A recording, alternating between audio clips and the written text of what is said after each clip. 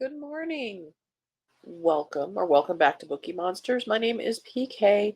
It is Thursday, October the 24th, and we are here to look at the new releases that have been published this week in the world of fantasy and science fiction. Every day of the week, we look at a different genre.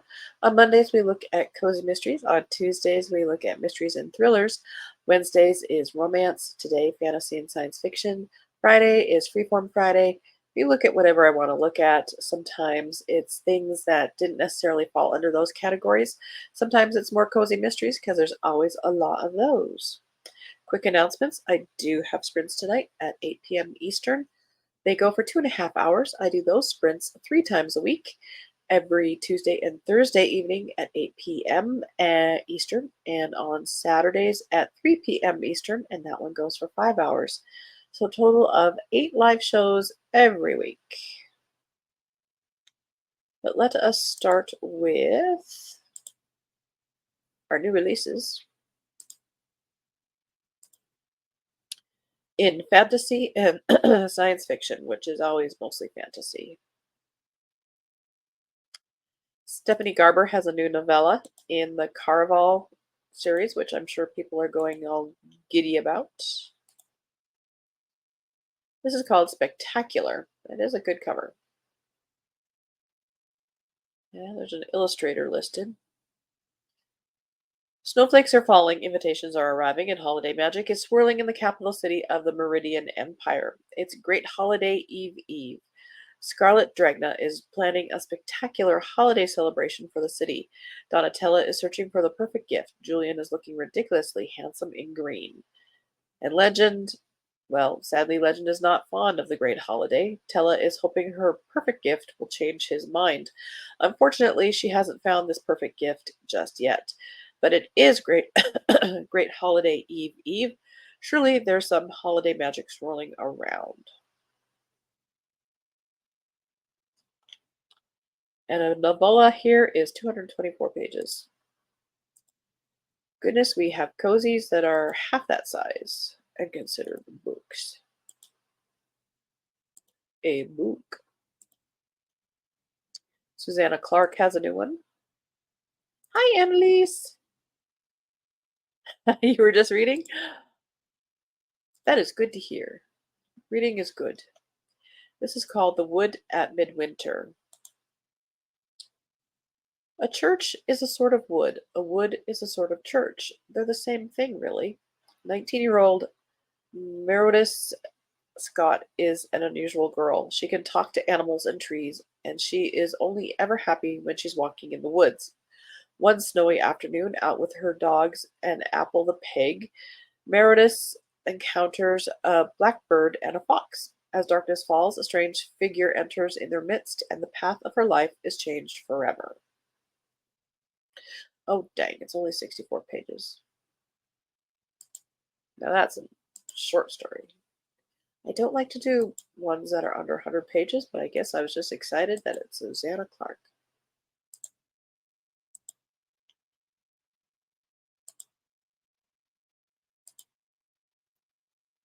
Yeah, it's trying to get me still.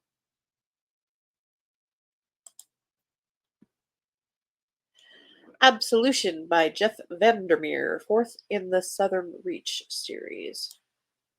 It says surprising fourth volume. No one expects a new book by Jeff Vandermeer. When the Southern Reach trilogy was first published a decade ago, blah, blah, blah, blah, blah. This is all about it. I mean, the behind the scenes. There remain questions about who had been complicit in creating the conditions for Area X to take hold. The story of the first mission into the Forgotten Coast before Area X was called Area X had never been fully told. And what if someone had foreseen the world after acceptance? How crazy would they seem? That's a whole lot of words for not telling you what the story is really about. Well, this first row is not being very exciting. Let's hope this one does a little better. Good morning, Mary. been to the vet's this morning to drop off for her operation. Oh, went to the dump. Quite an exciting morning. Oh my goodness. Sounds like it. And it's only 8 o'clock there. This is called 11 Houses by Colleen Oakes. On a forgotten part of Nova Scotia, there lies an island. On that island are 11 houses.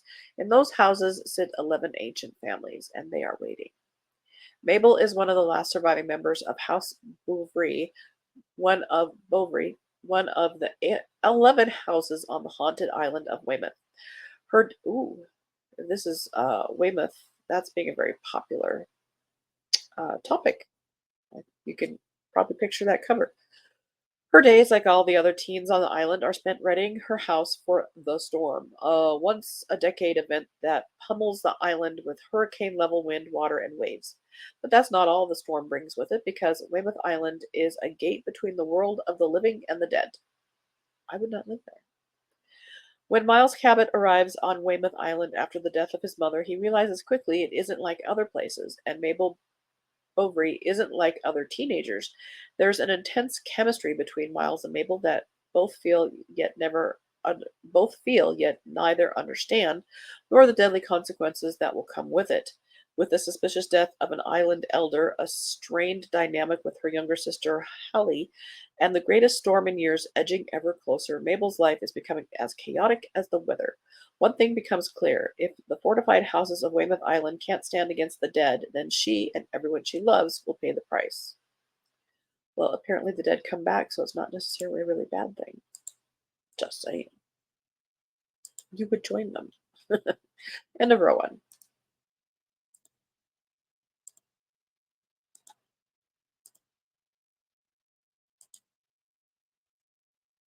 Annalise is sending love.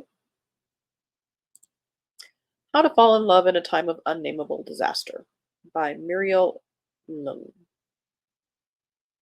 Acid rainstorms have transformed New York City into a toxic wasteland, which is not, a terrible thing, cutting its remaining citizens off from one another. In one apartment building, an unlikely family of humans and ghosts survives. Mira reels from a devastating breakup with her partner Mal, whose whereabouts are unknown, while her mother is plagued by furious dreams and her grandfather, Grandpa Y, stakes his claims as a rambunctious ghost. Across the hall, the cockroach Shin, also a ghost. As the world around them worsens, each character must learn to redefine what it means to live, die, and love at the end of the world. Oh, we are just having some strange ones today. Come on, August Clark. Redeem us. Metal from Heaven by August Clark. He who controls Ichorite controls the world. A malleable metal, more durable than steel, Ichorite is a toxic natural resource fueling national growth, and ambitious industrialist Jan Chauncey helms production of this miraculous core. Working his foundry is an underclass of destitute workers struggling to get better wages and proper medical treatment for those exposed to Ichorite's debilitating effects since birth. One of those luster-touched victims, the child worker Marnie Honeycutt, is picketing with her family and best friend when a bloody tragedy unfolds.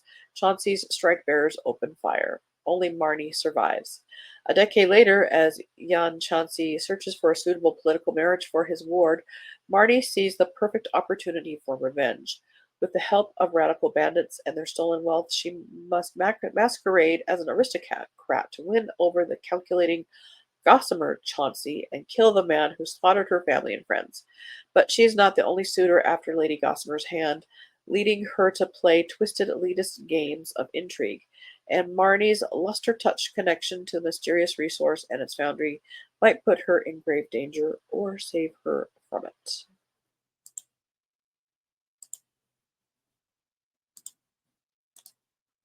You can mark me safe from buying any of these books. Cree, a post-exotic novel by Manuel Drager, translated by Leah Swope Mitchell.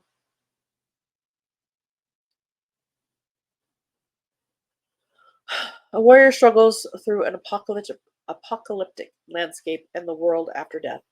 Kree has been raised as a fearless fighter in a ravaged world, post-apocalyptic, post-human, the population decimated by wars and civilization long since collapsed. After her attempt to avenge the death of her dog Loka goes horribly wrong, Kree finds herself lost in a world after death and wanders into the city of the terrible mendicants.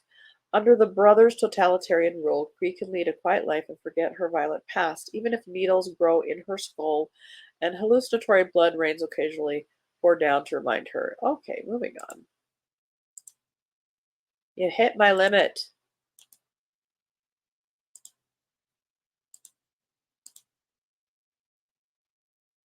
Blood Orchid. And Mary says, so glad to see you, Annalise. Have missed you. Thanks for loving and back at you multifold. Peak Angels and everything is yarn and beads. Absolutely. Yes, I have. Can you tell? I was hoping it was all over for you. I'm still hacking away and sounding very sexy. A nice deep voice, and only benefit from it. Indeed. Sorry to hear that, Mary. Feel better soon and keep the voice. Indeed. We should all have sexy voices. May you have sexy voices. The Blood Orchid by Kylie Lee Baker. Whatever power you think you have is an illusion. Whatever your dreams are, they belong to me. And wherever you run, I am already there waiting for you. It sounds like love. Since Zillan entered the world of royal alchemists, she has learned firsthand that alchemy comes at a price. She has lost her family and her beloved prince in her search for justice against the evil empress. All I'm going to say Xylan, wants now is find some way to bring them back. Resurrection is her specialty, after all, because that's going to go well. In search of Penglai Island, where the infamous myth says life can be fully restored, Xylan starts a new adventure, but Penglai Island has been kept well hidden by a group of unpredictable and often dangerous alchemists. Uncovering the secret means challenging some of the most powerful alchemists to ever live. And when old threats come back to haunt Xylan, she will have to decide just how much she is willing to sacrifice to save her loved ones, and the price of alchemy that has long defined her and the world around her. This is a duology. End of row 2.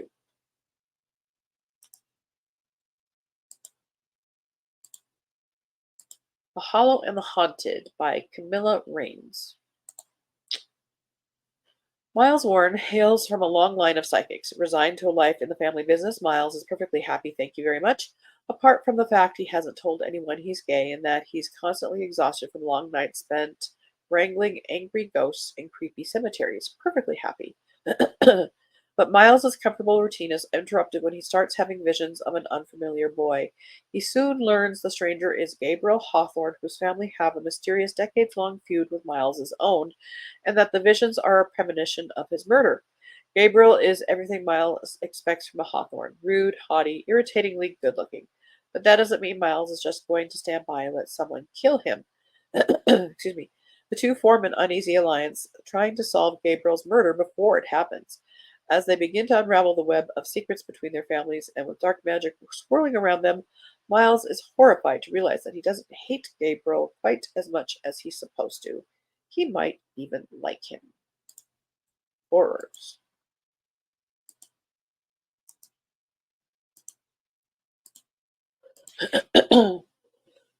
Excuse me.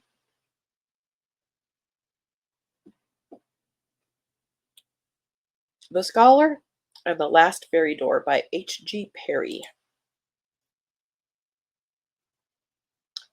All they needed to break the world was a door, and someone to open it. Camford, 1920.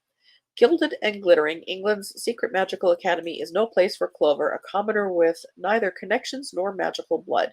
She's there only to find a cure for her brother Matthew, one of the few survivors of a deadly fairy attack on the battlefields of World War I. Somebody's capitalizing on a popular book. When Clover catches the eye of golden boy Alden Lennox Fontaine and his friends, doors that were previously closed to her are flung wide open, and she soon finds herself enmeshed in the seductive world of the country's magical aristocrats. But the summer she spends in Alden's orbit leaves a fateful mark. Months of joyous friendship and mutual study come crashing down when experiments go awry and old secrets are unearthed. The consequences will only be understood, truly understood, many years later when it's too late. Actually, so far, the best of the bunch. The Woodsmoke Woman's Book of Spells by Rachel Greenlaw. There's an old tale woven through the mountain wood of Woodsmoke about a stranger who appears as the first snow falls in winter, who will disappear without a trace as the frost thaws in spring, leaving a broken heart behind. Carrie Morgan ran from Woodsmoke 10 years ago, and the decision has haunted her ever since. Spending a decade painting and drifting around Europe, she tries to forget her family's legacy and the friends she left behind. But the Morgan women have always been able to harness the power of the mountains surrounding the town, and their spells and curses are sewn into the soil. The mountains, they say, never forget. Sure enough, when Carrie's grandmother dies and leaves behind her dilapidated cottage, she returns to renovate, certain she will only be there for one winter. She meets Matthew as the temperature dips, a newcomer who offers to help refurbish the cottage. Before long, and despite warnings from her great aunt Cora of the old stories, Carrie finds herself falling for the charming stranger. But when the frost thaws in spring, Matthew goes missing. Carrie is convinced he's real and he's in danger. As she fights her way across the mountains to find him, she must confront all the reasons why she left Woodsmoke and decide whether the place she spent the last decade running from is the home she's been searching for. That is also a good possibility. Feels gothic-y, but also unique enough.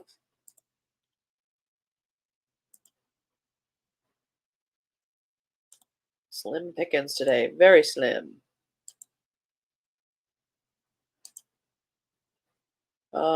Monstrous Nights by Genoveva Demova. Second of the Witch's Compendium of Monsters duology. With her magic reclaimed and her role in the community of Chernograd restored, Kasara's life should finally be back to normal, but of course things can't possibly be that simple.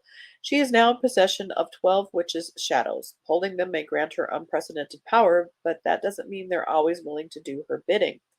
Across the wall in Belgrade, Asen chases his only lead on the latest witch murder case. He follows the trail of smuggling kingpin Konstantin Karavanov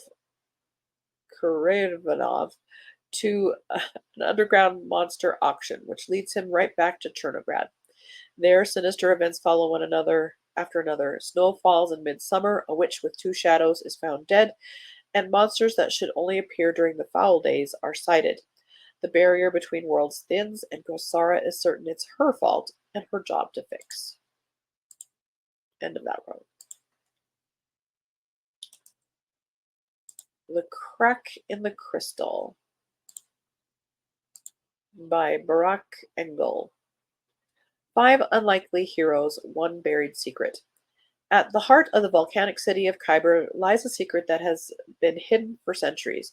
The clues surrounding this mystery begin to unfold when 5 strangers are recruited by a shadowy organization. As covert missions lead to more questions than answers, the increasingly desperate heroes seek help from unexpected sources. The key to Khyber's secret and the truth behind each of their paths can only be found by facing fierce stone storms, unlocking dormant fantastical abilities, and confronting past mistakes. Caught up in intrigues beyond their understanding, the ragtag band of adventurers must learn to trust themselves and each other as they reach for the stunning conclusion. John Gwynne has a new one. His author's on my TBR. This is third in the Bloodsworn trilogy, called The Fury of the Gods. The final battle for the fate of Vigrid approaches. Varg has overcome the trials of his past and become an accepted member of the Sworn. But now he and his newfound comrades face their biggest challenge yet, slaying a dragon. Elvar is struggling to consolidate her power in Snakavik, where she faces threats from without and within. As she fights to assert her authority in readiness for the coming conflict, she faces a surely insurmountable task, reigning in the ferocity of a wolf god. As Beor and his war band make their way north, eager for blood, Gorvar pursues a mission of his own, hoping to win Ligorifa's favor and further his own ambitions. All paths lead to, I'm going to say Snakeavik because it sounds better, where the lines are being drawn for the final battle, a titanic clash that will shake the foundations of the world and bear witness to the fury of the gods. That's easy for you to say. Not so much. The Springborn. Well, that's a pretty cover.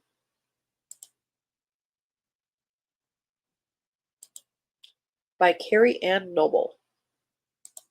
An 1880s coal town is no place for a girl with antlers. I say that all the time. Once upon a winter's day, a childless miner and his wife find baby Sabella in a mysterious basket. When she suddenly grows a pair of silvery gray antlers, they hide her from the world in embarrassment and fear. 17 years later, Sabella's life is nothing but housework and loneliness, but charming 19-year-old Calder arrives on her doorstep, determined to change that. He knows her secret and has plenty of his home. Among them, he's been her unseen protector for years, but he's only 2 years older than her. He has the wings of a moth, and he's part of the Springborn, a group of people with extraordinary gifts like hers. As Calder strives to win Sabella's heart and the Springborn welcome her with open arms, disaster strikes. She and Calder must work together to save their exceptional family from an unlikely enemy, and in doing so, discover what it means to be true to themselves, their gifts, and each other.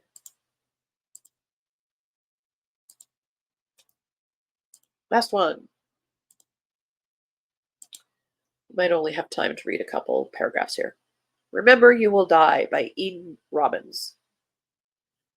Can the absence of words tell a story? Like a pattern in lace, the holes as important as the threads? A search, a puzzle, 60 protagonists, all of whom are dead. Told entirely through obituaries and ricocheting through time, Remember You Will Die is an innovative, genre-bending epic about the messy tapestry of human history and the threads that connect us, told through the eyes of Peregrine, an AI mother grappling with the unexpected death of her human daughter, Poppy. And from the newspaper clippings of individual lives emerges something else unexpected. Generations entwined through blood and art and the consequences of their actions, betrayals, and redemptions that traverse our dying world and beyond.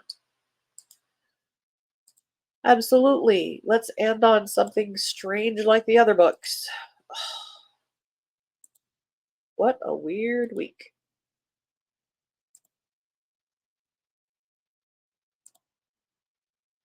Reminds me of Thunderbolt. Oh, yeah.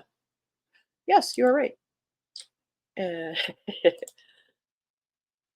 hope you feel better as day goes along. Lee, so great to see you today. Hope everyone has a great day. Indeed. Hope to see you guys later. You too, Mary. Sprints tonight? Yes. Sprints tonight at 8 p.m. Eastern Time, and they go for 2.5 hours. Bring your own book, work on a project, or just close your eyes. Whatever it is you want to do, that is time carved out for you while listening to ambiance.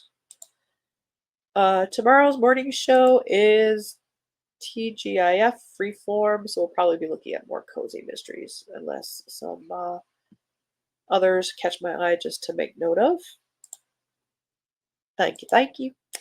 All right, guys, thank you very much. If you're not able to watch this live like these guys, I do post this in a couple hours, so you can watch it back if you want to see what the new releases are. Oh, oh, thank you, Emily. Thank you, thank you. It's just an irritating cold.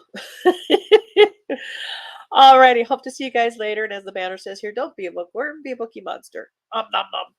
Have a good day and God bless.